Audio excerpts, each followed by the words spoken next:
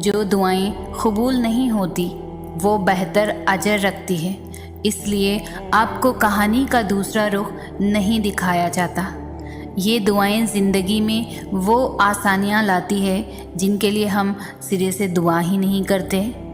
جو دعائیں قبول نہیں ہو رہی بقول آپ کے وہ زندگی میں بہت سی آسانیاں لا رہی ہے، وہ بہت سے مصائب ٹال رہی ہے، وہ بہت سی مشکلوں کو دور کر رہی ہے۔ اطمینان رکھیں، صبر کریں، دعا کریں اور اللہ پر یقین رکھیں۔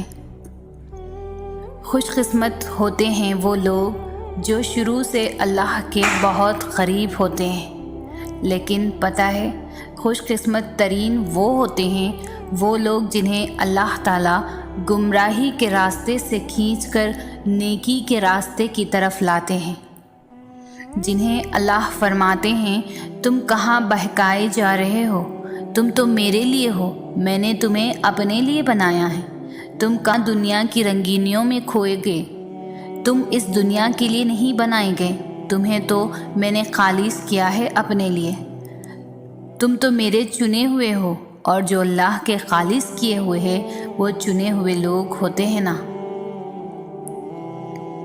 اللہ کو معلوم ہوتا ہے کہ اس کا بندہ کب اسے پکارے گا، کب اس کی طرف دوڑ کر آئے گا، کب بے چین ہو کر یا اللہ بلائے گا۔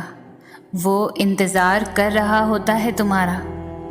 کبھی سنی ہے ایسی محبت جو فجر سے ذرا پہلے 7ویں آسمان پر نور کی مانند ہوتی ہے، خود پکارتی ہوئی، دعائیں قبول کرنے کے لیے تمہیں بلاتی ہوئی، اور تب جو اس کی آواز پر لبیک کہتے ہیں ان کے لیے وہ اللہ سے میرے پیارے اللہ بن جاتا ہے، دوست، مددگار، سننے والا، غم دور کرنے والا اللہ پاک۔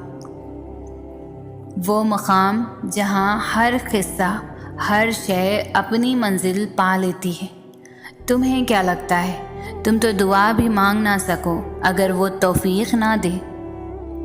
وہ تمہیں آزمائے گا اور تمہیں اس کا اجر بہترین بھی دے گا، بس کبھی غلط گمان نہ رکھنا۔